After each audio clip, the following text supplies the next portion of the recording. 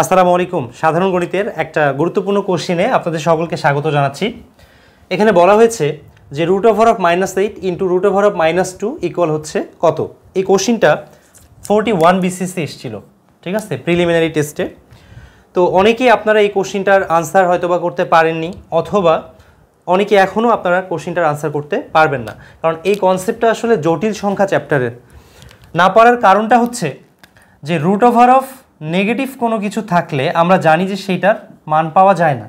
আপনাকে যদি বলা হয় যে √16 ইকুয়াল কত, আপনি এটা ইজিলি বলবেন যে এটার মান হচ্ছে কত, 4। কিন্তু আপনাকে যদি বলা হয় যে √16 ভ্যালু কত, তাহলে কিন্তু আপনি বলবেন যে এটার মান পাওয়া যায় না, এটার কোনো বাস্তব মান নেই। অ্যাকচুয়ালি ট্রু, এটার কোনো বাস্তব মান নেই। তার মানে কি এইটার কোনো আনসার হবে না? বিষয়টা এরকম না। এই পুরো কনসেপ্টটা হচ্ছে জটিল সংখ্যার আলোচ্য বিষয়, ঠিক আছে। আপনাদেরকে খুবই শর্ট একটা হিস্টোরি আমি দেই। সেটি হচ্ছে যে কোনো একটা পজিটিভ সংখ্যাকে আমরা যদি বর্গমূল যুক্ত করি তাহলে সেইটার একটা আউটপুট পাওয়া যায়। আউটপুট পাওয়া যায় মানে কি, একটা বাস্তব মান পাওয়া যায়, ঠিক আছে। কারণ কি? কারণ হচ্ছে আমরা জানি যে √ যুক্ত কোনো কিছুর ডোমেইন হচ্ছে ডোমেইন মানে হচ্ছে সেই সকল সংখ্যা যেই সংখ্যাগুলা এই ফাংশনটাতে দিলে সেই ফাংশনটা বাস্তব আউটপুট দিতে পারে, সেই সংখ্যাগুলোকে বলা হয় কি, ডোমেইন, মানে ইনপুট অ্যালাউয়েবল ভ্যালু। ওকে, তো এইটার যদি y ইকুয়াল হচ্ছে √x হয়, তাহলে এই ফাংশনটার ডোমেইন হবে x গ্রেটার ইকুয়াল 0। এর মানেটা হচ্ছে যে সংখ্যা রেখায় এই যে শূন্য সহ, শূন্য থেকে বড় যে কোনো সংখ্যা দিলে আমরা বাস্তব একটা আউটপুট পাবো। সহজভাবে আমরা যদি √0 দিই তাহলে মান পাবো 0, √2 দিলে একটা বাস্তব মান পাবো 1.41 সামথিং, চলবে। তারপর হচ্ছে √10 দিলে বাস্তব মান পাবো, √25 দিলে বাস্তব মান পাবো। এইভাবে করে কন্টিনিউয়াসলি আপনি যত বড় সংখ্যাই দেন না কেন √এর ভিতরে আপনি কিন্তু মান পাবেন। বাট নেগেটিভ কোনো কিছু দিলে মান পাওয়া যায় না। এই বিষয়টাকে আমরা খুব সুন্দর একটা স্ট্র্যাটেজি মেনটেন করে ব্যাখ্যা দিতে পারি। কি সেটা? দেখুন, আমরা আমাদের চিন্তার অ্যাঙ্গেলটা একটু চেঞ্জ করলেই আমরা আনসারটা পেয়ে যাব। যদি নেগেটিভ কোনো কিছু √এর ভিতরে থাকে তাহলে আমরা একটা কাজ করতে পারি, আমরা বলতে পারি যে -1 ইন্টু পজিটিভ। বিষয়টা কীরকম দেখুন, আপনাকে যদি বলা হয় যে √25, √-25, তো এইটাকে আপনি এইভাবে বলতে পারবেন যে √-1 ইন্টু -1 ইন্টু হচ্ছে 25। দেখুন, -1 গুণন যদি 25 হয় তাহলে কি -25 হয়, এভাবে বলা যায়, ডেফিনেটলি বলা যায়। এইটাকে এখন আমরা এভাবে করে ভেঙে লিখতে পারি √-1 ইন্টু √25।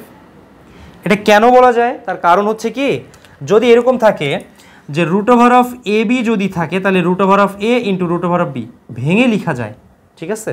এভাবে আমরা ভেঙে লিখতে পারি। আমরা সেই কাজটা এখানে করেছি। এখন লক্ষ্য করুন, আমরা যদি এই টার্মটা থেকে মান নির্ণয় করতে চাই তাহলে আমরা এখানে কি বলবো যে √-1 ইন্টু এই যে √25 মানে কত, 5, ওটা তো পজিটিভ, সো ওইটার মান হচ্ছে 5। তো এই যে √-1 1831 সালে বিজ্ঞানী অয়েলার, উনি ম্যাথমেটিশিয়ান, অয়েলার খুবই ক্লেভার একজন ম্যাথমেটিশিয়ান, উনি বলেছেন যে কোনো একটা নেগেটিভ সংখ্যা যদি থাকে সেইটাকে যদি আমরা বর্গমূল যুক্ত করি তাহলে সেইটাকে আমরা -1 ইন্টু বাকি টার্মটাকে আমরা পজিটিভ আকারে লিখতে পারি, ঠিক যেইভাবে করে আমরা এখানে লিখলাম। বুঝতে পেরেছি? তাহলে আমরা সবসময় এইরকম একটা মান পাবো √-1 ইন্টু সামথিং, এখানে কিছু একটা পাওয়া যাবে।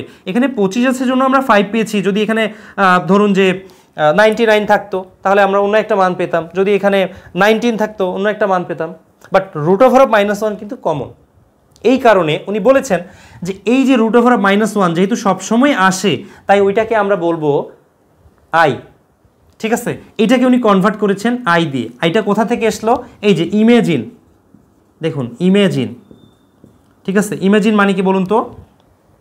কল্পনা করা বা মনে করা, ঠিক আছে। এই ইমেজিনের আই থেকে এই যে আইয়ের উৎপত্তি। এখান থেকেই আমরা একটা বিখ্যাত সূত্র পাই, সেই সূত্রটা হচ্ছে যে √-1 ইজ ইকুয়ালস টু হচ্ছে আই। এখন আপনি এই সমীকরণটার উভয় পাশে স্কোয়ার করে দেন তো, তাহলে আপনি কত পাবেন? -1 ইজ ইকুয়ালস টু হচ্ছে i²। এই হচ্ছে আমাদের বিখ্যাত সূত্র। আমাদেরকে মনে রাখতে হয় যে আই স্কোয়ার ইকুয়াল হচ্ছে -1। আমি আশা করি আপনারা খুব ভালো মতো এটা বুঝতে পেরেছেন যে আই স্কোয়ার ইকুয়াল কেন -1 হয়। আমি জানি এটার ব্যাখ্যা হয়তো আপনি ওইভাবে করে চিন্তা করেন নাই।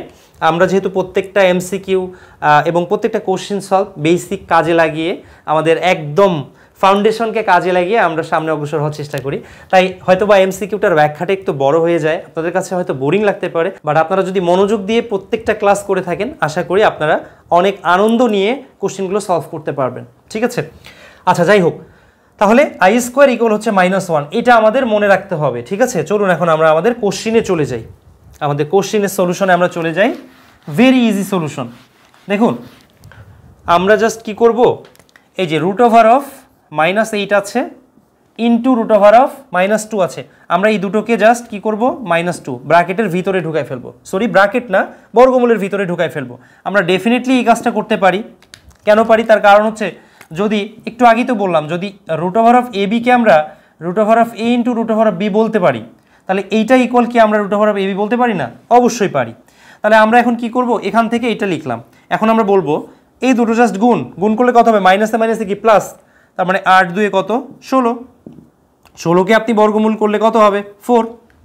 কিভাবে হয়, এটা দুইভাবে আসে, যে √4 ইন্টু 4, এভাবে আপনি ব্যাখ্যা করতে পারেন যে √4 ইন্টু 4, 4 ইন্টু 4কে আপনি যদি ভেঙে ফেলেন যে 4 ইন্টু √4, অবশ্যই এইভাবে বলা যায়।